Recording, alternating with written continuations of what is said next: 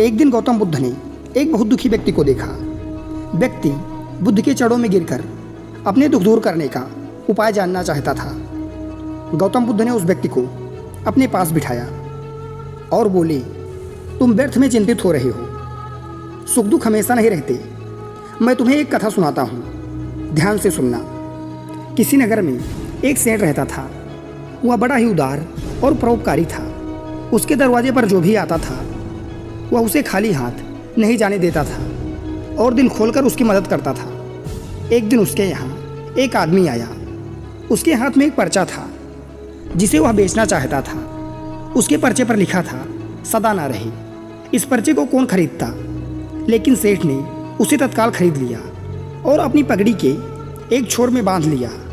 नगर के कुछ लोग सेठ से बहुत ईर्ष्या करते थे। उन्होंने एक दिन राजा के पास जाकर सेठ की शिकायत कर दी, जिससे राजा ने सेठ को पकड़वाकर जेल में डाल दिया। जेल में काफ़ी दिन निकल गए। सेठ बहुत दुखी था। क्या करें, उसकी समझ में कुछ नहीं आ रहा था। एक दिन अकस्मात सेठ का हाथ अपनी पगड़ी पर गया। उसने गांठ को खोलकर पर्ची को निकाला। पढ़ते ही उसकी आंखें खुल गई। उसने मन ही मन कहा, अरे तो दुख की बात क्या है? जब सुख के दिन सदा ना रहे तो दुख के दिन भी सदा ना रहेंगे। इस विचार के आते ही वह जोर से हंस पड़ा और बहुत देर तक हंसता रहा। जब चौकीदार ने उसकी हंसी सुनी तो उसे लगा सेठ दुख के मारे पागल हो गया है।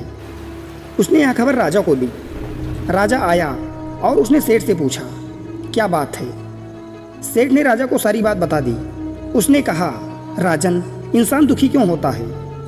सुख दुख के दिन तो सदा बदलते रहते हैं। सुख और दुख तो जीवन के दो पहलू हैं। यदि आज सुख है तो हो सकता है कि कल हमें दुख का मुँह भी देखना पड़े। यह सुनकर राजा को बोध हो गया। उसने सेठ को जेल से निकलवाकर उसके घर भिजवा दिया। सेठ आनंद से रहने लगा, क्योंकि उसे ज्ञात हो गया था कि सुख के साथ दुख के दिन भी सदा नहीं रहते। बुद्ध के मुंह से यह कथा सुनकर उस व्यक्ति का मन भी हल्का हो गया। उसने बुद्ध का आशीर्वाद लिया और अपने घर की ओर चल पड़ा। दोस्तों, यह छोटी सी कहानी हमें सिखाती है, जीवन में कितने भी बुरे दिन हों, हमें उदास नहीं होना चाहिए, क्योंकि जब हमारे सुख के दिन हमेशा ना रहे तो हमारे दुख के दिन भी हमेशा ना रहेंगे। इन्हीं उम्मीदों के साथ हमें जीवन में हमेशा मुस्कुराते रहना चाहिए और आगे बढ़ते रहना चाहिए। धन्यवाद।